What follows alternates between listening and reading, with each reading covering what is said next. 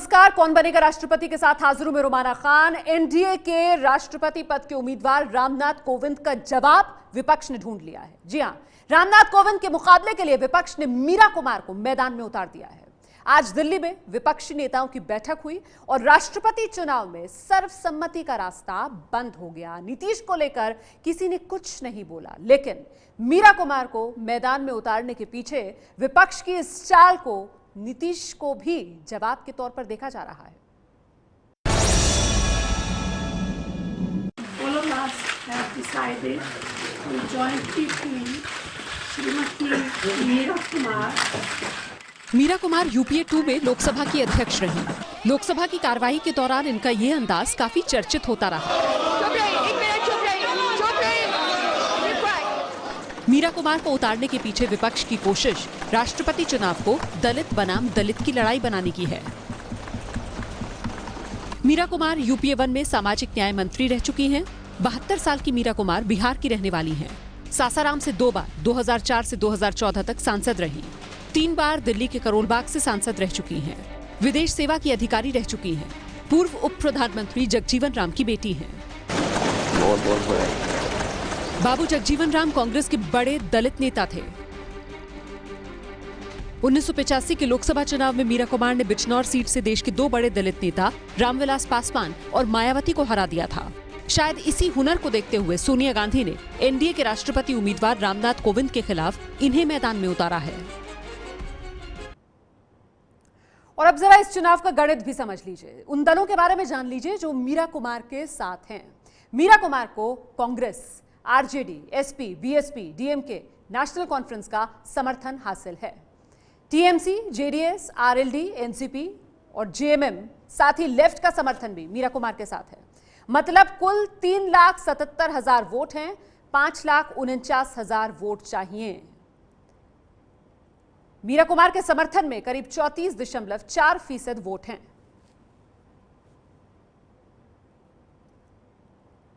उधर बीएसपी ने मीरा कुमार को समर्थन देने का ऐलान कर दिया है।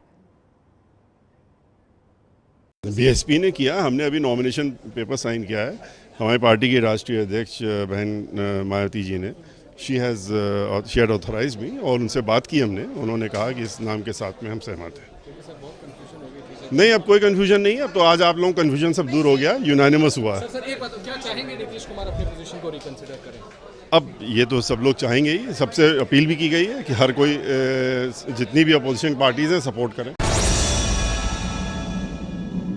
लेकिन विपक्ष के नेताओं के मन में फांस यही कि विपक्ष बिखर गया, क्योंकि नीतीश कुमार ने अलग सुर अलाप दिया और नीतीश और लालू में अब विवाद गहरा सकता है, क्योंकि लालू ने अब से कुछ ही देर पहले कहा है कि नीतीश अपने फैसले पर विचार करें, ऐतिहासिक गलती को दोहराने से बचें। जी हां, रामनाथ कोविंद के समर्थन पर एक बार फिर विचार करें नीतीश कुमार, ऐसी सलाह दी है लालू प्रसाद यादव ने नीतीश को। राष्ट्रपति चुनाव पर लालू प्रसाद यादव का यह बड़ा बयान। पता नहीं क्या इन लोगों के बीच में क्या हुआ, दिमाग बना है। नीतीश जी हमको फोन किए थे कि मेरी निजी राय है, हम कहीं सब गलती भी मत करिए, ऐतिहासिक गलती मत करिए आप। फिर भी हम अपील करते हैं नीतीश कुमार से कि वो विचार करें अपने गठबंधन में। गठबंधन को हमको तोड़ना नहीं ना है, गठबंधन है। तो सुना आपने लालू प्रसाद यादव को अपने चिर परिचित अंदाज में नीतीश को चेता रहे हैं कि ऐतिहासिक भूल मत कर दीजिएगा। वैसे नीतीश कुमार को लेकर सवाल उठा रहे हैं विपक्षी पार्टी के नेता, लेकिन ऐसा नहीं कि बीजेपी को समर्थन करने वाले नीतीश के इस चाल से बीजेपी के साथ खड़ी पार्टियां भी खुश हैं। दरअसल लालू की पार्टी तो इसे विपक्ष का बिखराव मान ही रही है। बीजेपी की सहयोगी पार्टियां भी 2 नाव पर सवारी करने की बात कह रही हैं। विपक्ष में रह करके आप सत्ता के समर्थन कर रहे हैं, ये विपक्ष के कर्तव्य के खिलाफ बात है कि भाजपा का हम खिलाफ में हैं और उसके उम्मीदवार को समर्थन कर दिए। कहते हैं जो उन्हीं की बात लोग मान ले। सेकुलर पार्टी के एकजुटता का क्या हुआ? ये मौका था, राष्ट्रपति का चुनाव का अवसर था, जिसमें सेकुलर पार्टी देश भर में एकजुट होने का सुअवसर था। लालू के खासम खास रघुवंश सिंह के इस बयान के बाद अब बिहार की राजनीति में सवाल तो यही है, क्या बिहार के महागठबंधन में दरार पड़ चुकी है? क्या नीतीश कुमार आने वाले दिनों में बीजेपी के साथ आ जाएंगे? लालू से नाता तोड़ क्या नीतीश मोदी के साथ आ जाएंगे? इस सवाल को और ज्यादा मजबूती मिल रही है नीतीश कुमार की कोर टीम के सदस्य और बिहार जेडीयू के अध्यक्ष वशिष्ठ नारायण सिंह के बयान से। आज वशिष्ठ ने साफ कर दिया कि विपक्ष को नीतीश की बात माननी चाहिए और वो रामनाथ कोविंद को अपना समर्थन दे दें। नीतीश कुमार का जो यह फैसला है, इस फैसला में तर्क है।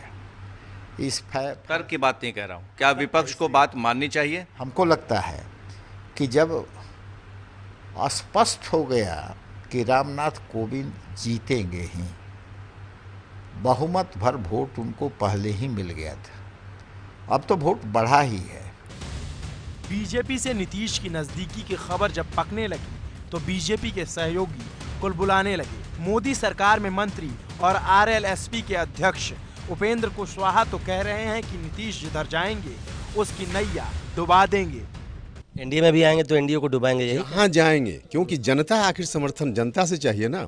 जनता खोज कर इनको, जहाँ रहेंगे जनता खोज कर इनको सजा देगी, तो जिधर रहेंगे उधर की नैया को डुबाएंगे। लेकिन अब इस ओर कदम बढ़ाने की जो उनकी कोशिश है, मैं समझता हूँ कि अब कुछ भी कोशिश कर लें, इस ओर कदम बढ़ा लें या उस ओर रहें, बिहार की जनता उनको माफ़ करने वाली नहीं है।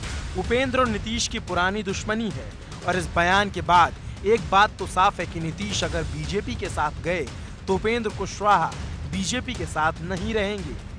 जहां तक एलजेपी अध्यक्ष रामविलास पासवान का सवाल है तो वो अपनी ओर से नीतीश पर डोरे डालने की कोई कोशिश नहीं छोड़ रहे। हमको नहीं लगता है कि ज़्यादा दिन तक जो है वो लालू जी के साथ में चल सकेंगे। लालू जी अपना हिसाब में लगे हुए हैं कि किसी तरीके से उनको बहुमत वगैरह हासिल हो जाए। चूँकि 80 सीट उनके पास में है, 27-28 सीट जो है कांग्रेस के पास में है। आपको लगता है कि महागठबंधन में टूट पड़ चुकी है? ये महागठबंधन में टूट पड़ चुकी है, रास्ता अलग अलग हो चुके हैं। वैसे ये कोई पहला मौका नहीं है जब नीतीश के बीजेपी के साथ जाने की चर्चा हो रही है। माना जाता है कि नीतीश को जब भी लालू यादव पर दबाव बनाना होता है तो वो ऐसा संदेश देने की कोशिश जरूर करते हैं। इस बार राष्ट्रपति चुनाव के बहाने नीतीश बीजेपी के पास गए तो बिहार की राजनीति का तापमान चढ़ा हुआ है। अब आगे आगे देखिए होता है क्या। कौन बनेगा राष्ट्रपति देख रहे हैं आप। एनडीए के रामनाथ कोविंद के जवाब में विपक्ष ने मीरा कुमार के नाम पर मोहर लगाई है। हालांकि राष्ट्रपति चुनाव में रामनाथ कोविंद की जीत तय दिख रही है। उनके पास करीब 6 लाख से ज्यादा वोट है। लेकिन आखिर रामनाथ कोविंद को मोदी ने उम्मीदवार क्यों बनाया, आज इस बड़े राज से हम पर्दा उठाने जा रहे हैं।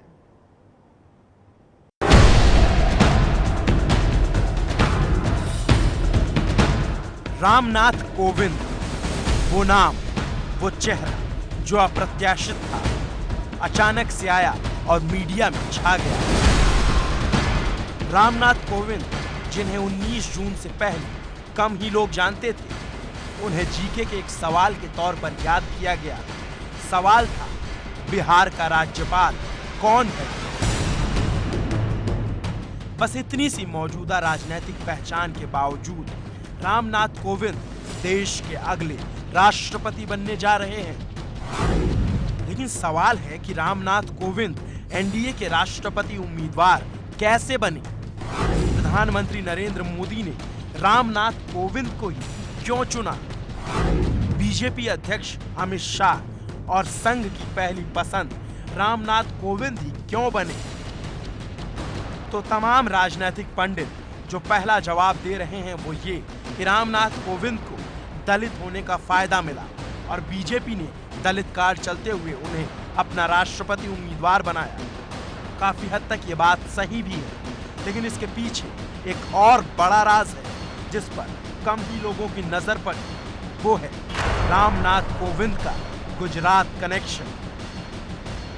अब आप कहेंगे ये क्या बात हुई? रामनाथ कोविंद रहने वाले उत्तर प्रदेश के कानपुर देहात के हैं, राज्यपाल वो बिहार के रहे, तो फिर कनेक्शन गुजरात से कैसे हुआ? हम कहेंगे जी हां, गुजरात से सीधा सीधा और गहरा कनेक्शन है। आइए आपको ग्राफिक्स और आंकड़ों के जरिए समझाते हैं। रामनाथ कोविंद दलितों के कोली समाज से आते हैं, लेकिन गुजरात में कोली की गिनती अन्य पिछड़ा वर्ग यानी ओबीसी में होती है। गुजरात में कोली आबादी करीब 20% है। गुजरात के 33 जिलों में से 12 में कोली समाज का प्रभाव है। गुजरात की 182 विधानसभा सीटों में से 31 पर कोली सीधे सीधे जीत हार तय करने का मादा रखते हैं। तो अब तक आप कुछ रामनाथ कोविंद के गुजरात कनेक्शन को समझ गए होंगे। इससे पहले कई चुनावों में मौजूदा पीएम और तब के सीएम नरेंद्र मोदी के लिए कोविंद गुजरात में प्रचार कर चुके हैं।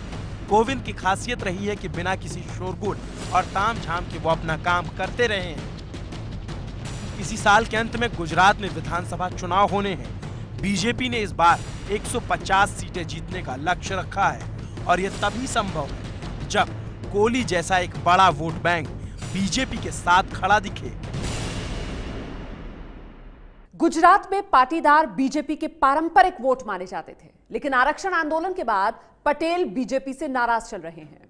गुजरात में पटेल करीब 14%। ऐसे में अगर बीजेपी पटेलों को मनाने में कामयाब नहीं हो पाती तो रामनाथ कोविंद के जरिए कोली समाज को अपने खेमे में करने की तैयारी है। ये है एबीपी न्यूज़, आपको रखे आगे।